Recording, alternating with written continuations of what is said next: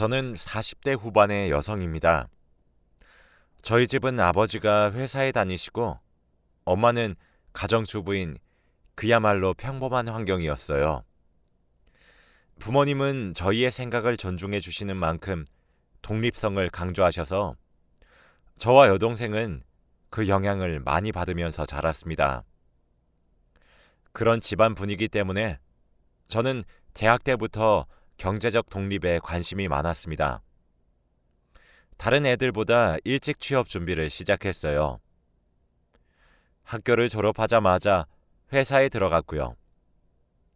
원래 뭐든 배우는 걸 무서워하지 않는 성격이어서 시키는 대로 다 하고 겁을 내지 않았습니다.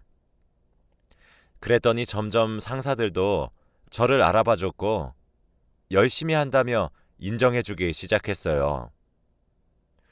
저는 회사가 재밌어서 친구들이 연애 이야기를 해도 별 흥미를 못 느꼈어요. 그러다가 거래처에서 한 남자를 알게 되었습니다.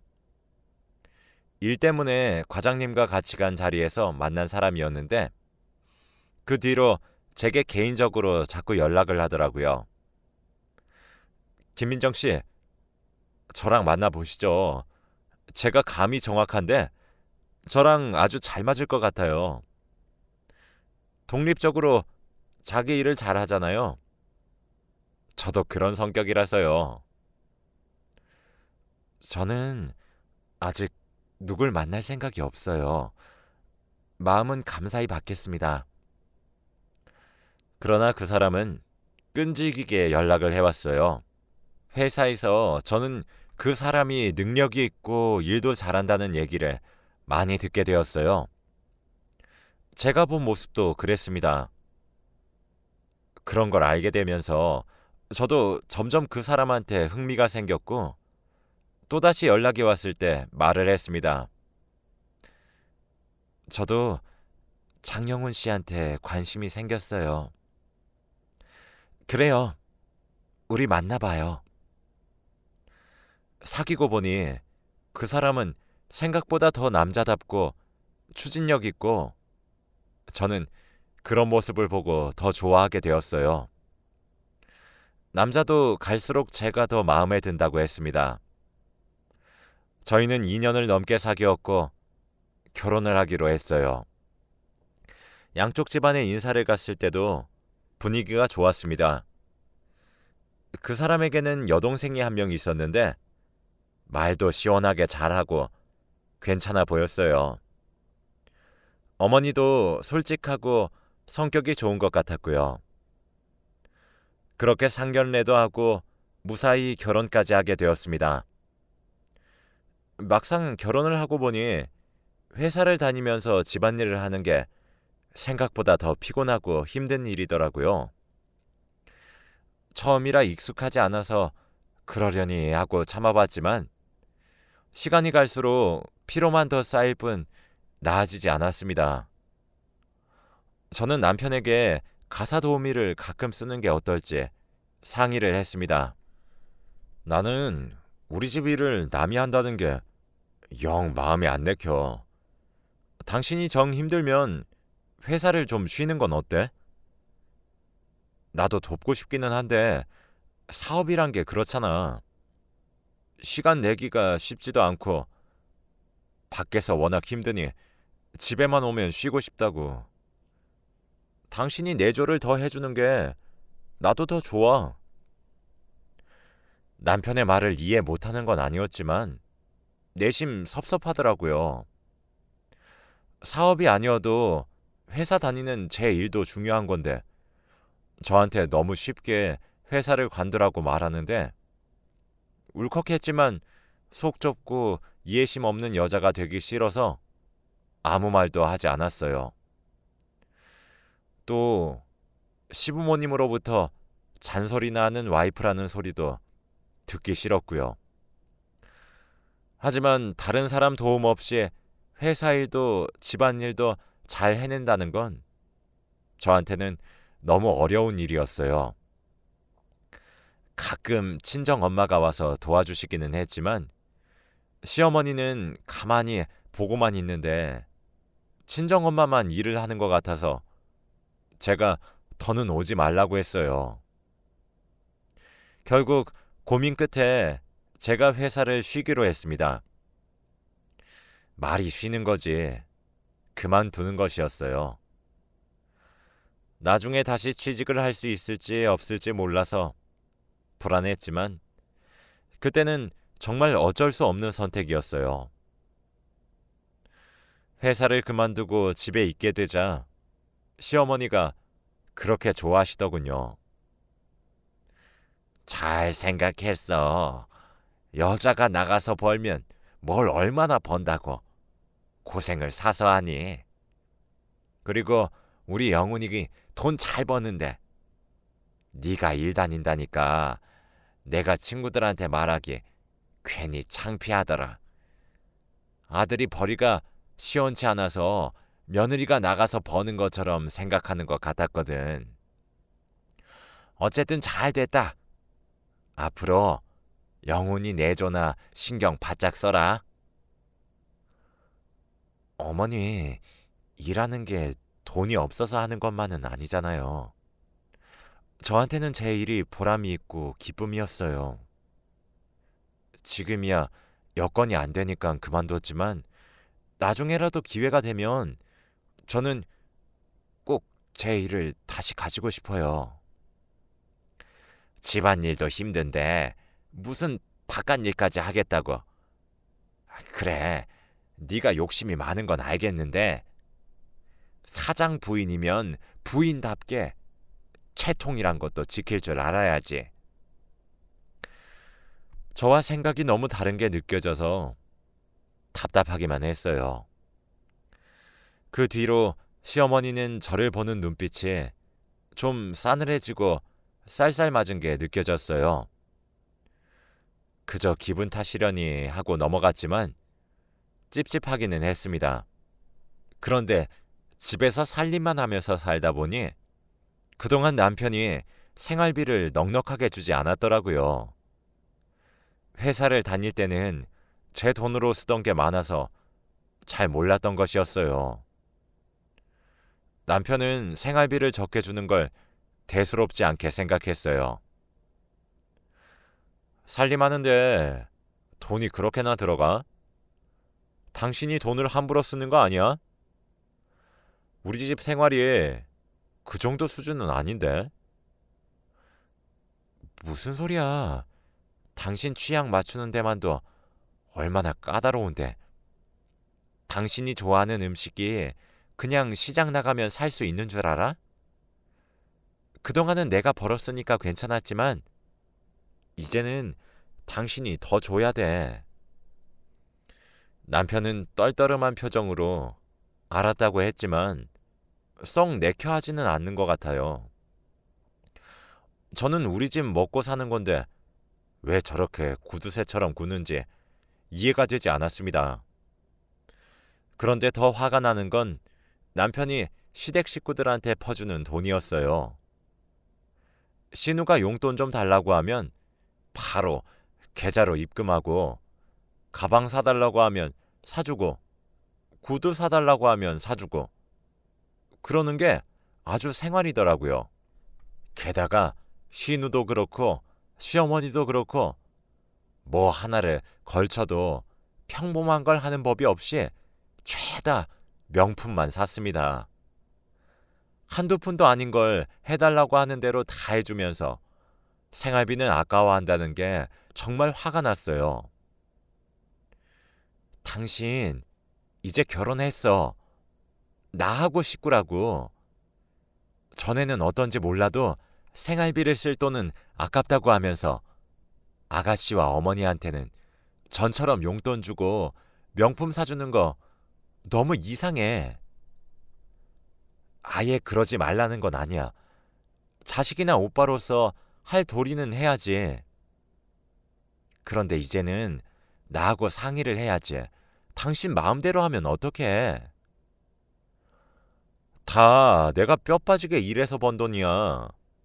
내가 내 돈을 쓰는데 그걸 왜 당신하고 의논을 해? 말이 된다고 생각해? 당신은 내가 당신한테 짜게 군다고 생각하나 본데 우리 결혼 전에 돈 누가 다 썼는데 내가 썼잖아. 그만큼 받았으면 됐지. 왜 우리 가족에게 쓰는 것까지 뭐라고 그래? 당신 이것밖에 안 되는 사람이었니? 실망이다. 무슨 말을 그렇게 해? 그리고 당신 이제 나하고 가족이잖아. 결혼 전에 당신 돈 썼다는 것도 그래.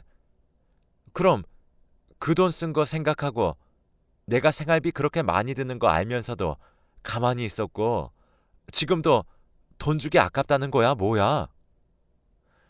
꼭 그렇다기보다 당신이 너무 계산적으로 따지고 드니까 그러니까 하는 말이야. 나 사업 일으키는데 집에서 많이 도와줬다고. 그럼 우리 집에서도 이제 나한테 받고 싶을 거 아니야. 그런 걸 이해 못하니까 하는 소리야. 아예 하지 말라는 말이 아니라니까 그러네. 그렇게 제자리에 뱅뱅 도는 말싸움이 계속되었어요. 남편은 제가 뭐라고 하거나 말거나 상관하지 말고 시댁에 자기 하고 싶은 대로 다 하더군요. 그런데도 시어머니는 뭐가 그렇게 부족한지 명절이나 생일 때만 되면 저한테 명품 가방이나 옷을 요구하셨어요. 그것뿐 아니라 살림에도 간섭을 했습니다. 우리 영훈이 힘들게 버는 돈이다. 허투루 쓸 생각하지 마. 요새 젊은 애들은 편한 거 좋아해서 죄다 돈 주고 사 먹는데 너는 그러지 말아라. 남편이 벌어다 준 돈 귀한 줄 알아야 잘 사는 거야. 어머니, 그 사람이 쓸 만큼 주지도 않아요. 어머님이랑 아가씨한테 잘하니까 제가 넘치게 쓰고 사는 줄 아시나 본데 전혀 안 그렇다고요. 그러니까 그런 걱정은 안 하셔도 돼요. 너 말에 어째 가시가 있는 것 같다. 우리한테 하는 게 고가운 거냐? 아니면 네가 원하는 만큼 안 준다고 삐진 거냐? 그렇게 돈이 모자라면 네가 다시 나가서 벌지 그러니? 하긴 요새 누가 집안일 하던 사람 받아준다니? 저는 정말 화가 머리끝까지 솟았어요. 제가 왜 회사를 그만뒀는데요? 집에서만 있기를 바라면 그렇게 할 수 있는 환경이 되어야죠. 저도 나가서 다시 벌 수만 있으면 당장 그렇게 하고 싶네요. 시어머니한테 무슨 말버릇이야? 참 기가 막혀서. 남편도 그 말을 듣고 저에게 뭐라고 하더군요. 남편보다 기가 막힌 것은 신우이였어요. 새언니는 인간이 덜 됐나 봐요. 시댁에 어떻게 그렇게 해요? 감히 시어머니한테 말대답이라니. 지금 시대가 좋아져서 그렇지 폐륜하라고 쫓겨나도 할 말 없는 거예요. 아가씨도 여자고 결혼할 건데 말을 그렇게 함부로 하는 건 아니죠. 어떤 시댁을 만날 줄 알고 그래요? 어머, 지금 나 결혼 잘 못하라고 아주 대놓고 저주하네? 진짜 웃긴다. 내가 사람을 잘못 봤네. 그렇게 저와 시댁 간의 갈등은 깊어만 갔고 남편은 대놓고 시댁 편만 들었지 제 입장에서는 하나도 생각해주지 않았어요. 남의 편이라서 남편이라더니 정말 그렇다는 생각이 들 정도였습니다. 솔직히 결혼 전에 만났던 사람이 맞는지 의심스럽기까지 했어요. 그런 상태로 지내다가 결혼하고 제 첫 생일이 되었어요. 신우가 생일 축하한다면서 케이크와 꽃을 보내더군요. 그래도 생일이라도 챙겨주는구나 싶어서 고맙다고 인사를 하고 용돈을 좀 붙였어요. 사이가 소홀해졌던 게 미안한 생각이 들었거든요. 그런데 저녁에 남편이 와서 신우가 보낸 선물을 보더니 전화를 하더군요. 수고했다. 네가 갖고 싶다던 그 가방 내가 내일 당장 사줄게. 당신 지금 그 전화 뭐야? 가방이라니. 내가 어제 지은이한테 부탁 좀 했거든. 오늘 당신 생일인데 내가 늦을 것 같아서 케이크하고 꽃 좀 사서 보내달라고. 그랬더니 자기가 하면 가방 사달라고 하더라고. 나는 이 케이크하고 그 꽃으로 끝이라고. 나도 명품 가방 선물로 사줘. 솔직히 당신이 언제 나 명품 하나 사줘 본 적 있어? 당신은 이제 집에 있는 사람인데 그런 게 뭐가 필요해? 생일이라고 챙겨준 성의는 모르고 가방을 사달라고? 진짜 당신도 너무하다는 생각 안 들어? 저와 남편은 또다시 싸우고 말았어요. 생일을 망쳐버렸는데 남편은 친구랑 만나서 술이나 한잔한다고 아예 나가버리더라고요. 혼자 집에 남은 저는 서러워서 얼마나 울었는지 몰라요. 그리고 얼마 후에 친정 엄마가 수술을 받게 되었어요. 평소 좋지 않았던 허리 디스크가 너무 악화돼서 디스크 조각을 제거해야 된다고 하더라고요. 위험한 수술은 아니라고 하지만 그래도 나이 드신 엄마가 수술 때문에 입원을 하니 여러 가지로 걱정이 됐어요. 수술을 시작해서 나올 때까지 저는 계속 떨리는 마음으로 기다렸어요. 근데 남편은 전화 한 통을 하지 않더라고요. 엄마가 입원을 하고 하루가 지나서야 퇴근길에 잠깐 들렀는데요. 병원 근처 과일 가게에서 귤 한 봉지 사온 게 다였습니다. 갑자기 시어머니가 감기 걸렸을 때 남편이 백화점에서 꿀을 사왔던 게 생각났어요. 겨우 귤 한 봉지 내밀면서 할 일 다 했다는 듯이 그렇게 구는 남편을 보면서 얼마나 화가 났는지 몰라요. 저는 당장에 귤 봉지를 남편 얼굴에 집어던지고 싶은 걸 참으며 집에 간다는 남편을 따라 병원을 나왔어요. 당신은 우리 집이 우스워? 수술받고 입원하신 엄마한테 겨우 귤 한 봉지가 뭐야? 당신 어머니한테는 감기만 걸려도 백화점에서 최고가의 꿀 사서 들고 가는 사람이잖아. 또 시작이네. 진짜 피곤하다. 그럼 네가 벌어서 사주던가. 그렇게 내 돈으로 생색을 내고 싶어? 아, 그래. 생색. 알았어. 앞으로 나도 당신 집에 생색 낼 테니까 그렇게 알아. 저는 그 이후 시댁 식구들 생일도 명절도 챙기지 않았어요. 몇 달 지나자 시어머니와 신우가 찾아와서 저한테 못됐다고 난리를 쳤어요.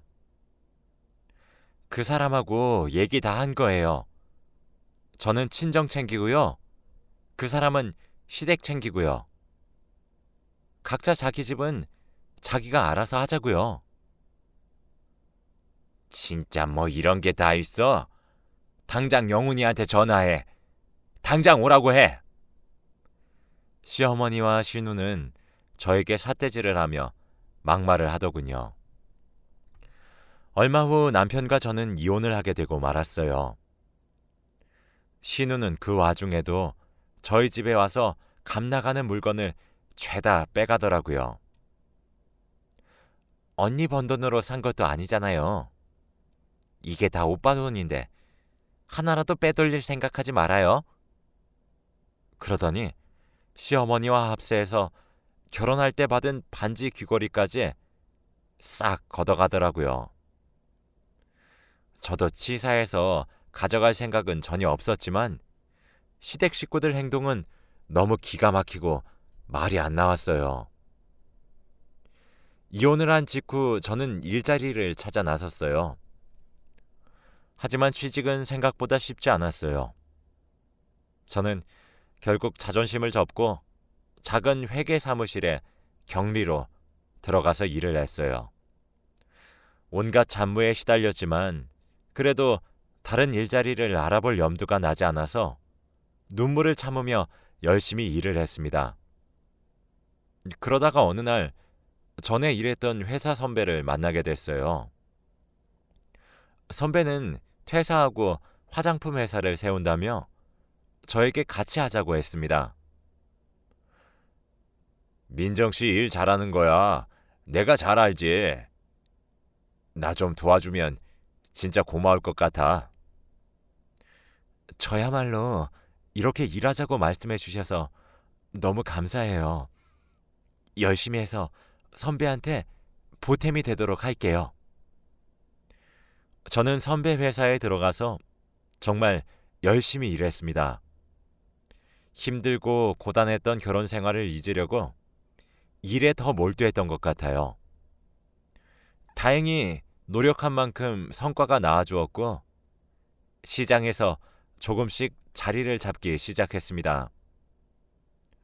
매출이 늘어나고 직원도 더 뽑게 되니 마음이 뿌듯하더라고요. 제가 추진한 마케팅이 효과를 톡톡히 봐서 인터넷 카페에서 저희 회사 제품이 입소문이 났습니다. 점점 더 저희 노력을 알아봐주는 사람들이 늘어났어요. 어느 정도 인지도가 생기고 나서 저희 회사는 여성 의류도 만들기 시작했어요. 뜻밖의 저희 옷이 해외에서 먼저 인기를 끌기 시작했습니다. 그것을 계기로 국내에서도 매출이 점점 늘어났고요. 그렇게 되기까지 10년의 세월이 걸렸네요. 정말 죽어라 열심히 했던 시간이었지만 그 시간이 전혀 아깝지 않았어요. 선배는 저한테 이사직을 제안했어요. 회사에도 사내 이사가 더 필요하게 된 시점인 것 같아. 김 팀장이 맡아주면 좋겠어. 말씀은 감사한데 제가 이사를 하기에는 나이가 좀 어리지 않을까요? 팀장이라는 직함도 제게는 감지덕지라고 생각하고 있었거든요. 무슨 소리야. 우리 회사 초창기부터 들어와서 고생 다 했는데 김 팀장, 아니 민정 씨에 충분히 자격이 있어.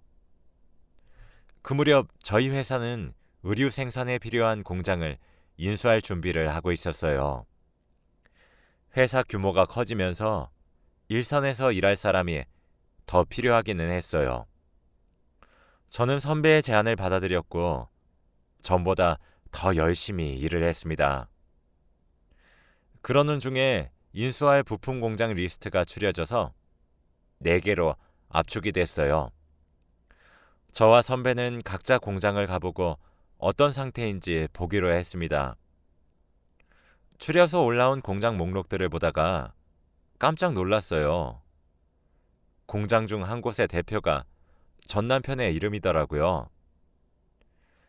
회사 이름이 전하고 달라서 전혀 생각을 못하고 있었는데 그렇게 보게 되니 너무 당황스러웠어요.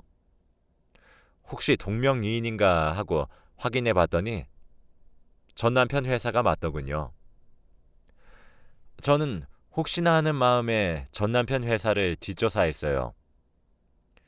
그랬더니 처음부터 너무 안일하게 운영을 해서 몇 년 전부터 적자가 쌓이기 시작했고 어떻게 해볼 수 없는 지경에 이르게 된 거였더군요.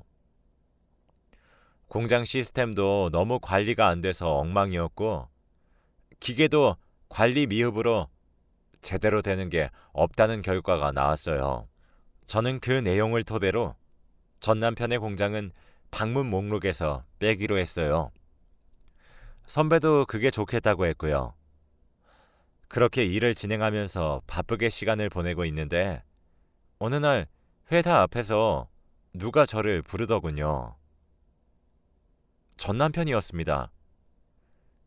그 사람은 저를 보자마자 손부터 덥석 잡더라고요. 이게 얼마만이야? 이렇게 다시 보니 반갑네. 얘기 들었어. 이 회사 이사라며? 내가 부탁이 있어서 왔어.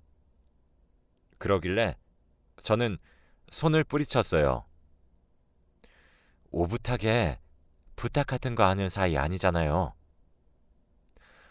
뭘 또 그렇게 얘기를 해. 사람 섭섭하게. 이럴 게 아니라 어디 들어가서 천천히 얘기 좀 하자. 들어가긴 어딜 들어가. 무슨 소리야?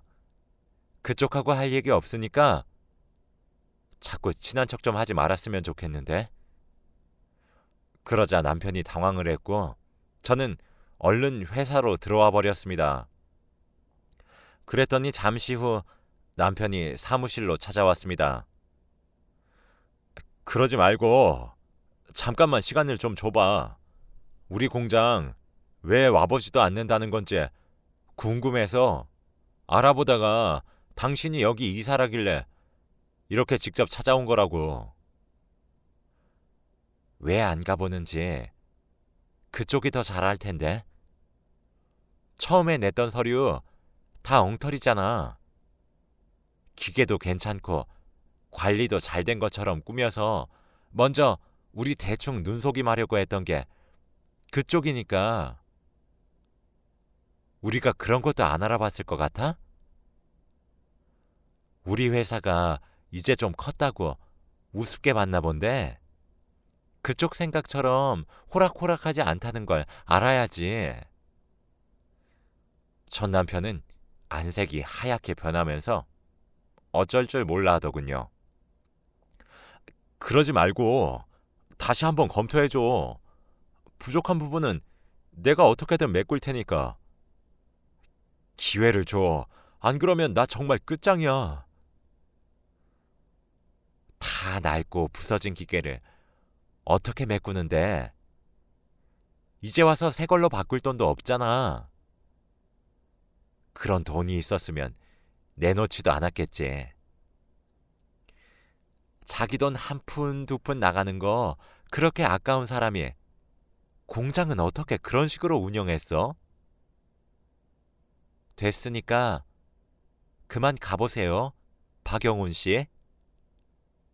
그러자 남편은 그제서야 어쩔 수 없다는 듯이 돌아서서 가더군요. 하지만 그게 끝이 아니었어요. 다음에는 신우와 시어머니가 차례대로 저를 기다리고 있더라고요. 신우는 다른 공장 방문을 하려고 나가는 저를 다짜고짜 붙잡고 울고불고 난리를 쳤어요. 새언니, 예전에 오빠랑 사이 나빠져서 기혼했다고 이러는 거 다 알아요. 어떻게 사람이 그래요? 그래도 한때 같이 살았던 사람이잖아요. 새언니 원래 이렇게 매정한 사람 아니었잖아. 사람이 돈 좀 벌더니 변해도 너무 변했네요. 이봐요. 이혼한다고 오빠 돈으로 산 거라고 하면서 집에 와서 물건 다 빼가던 사람이 할 소린 아니죠? 매정하다고요? 난 철저하게 조사하고 그걸 가지고 결정한 일이니까 그렇게 알라고요. 자꾸 이런 식으로 사람 괴롭히면 경찰 부를 거예요. 시어머니는 어떻게 알고 집 앞까지 왔더라고요. 네가 예전에 잊고 있는 게 있는 것 같은데 그때는 그럴만 했잖니. 너도 이제 일하고 있으니 잘 알 것 아니야. 돈 버는 게 얼마나 힘들어. 그렇게 번 돈 조금만 아껴 쓰자고 했던 건데 너무 마음에 담아두지 마라. 우리 영훈이 한 번만 도와줘. 그게 너한테도 좋지 않겠어? 부실한 공장 비싼 돈 주고 인수하는 게 저한테 뭐가 좋을 게 있어요? 이보세요. 저도 그때 벌만큼 벌던 회사 댁들 때문에 그만두고 다시 여기까지 오기 얼마나 힘들었는데요. 당신이 그랬지? 수고해서 번 돈 아깝다고. 그럼 우리 회사 돈은 무슨 쉽게 버는 줄 알아? 사람들이 염치가 있어야지. 폐물로 받았던 것까지 싹싹 긁어서 뺏어갔던 사람들이 무슨 생각으로 이렇게 찾아왔는지 모르겠네. 이만 가주세요. 알고 보니 전 남편이 동생이 결혼한 남자와 동업을 하게 된 것이더라고요.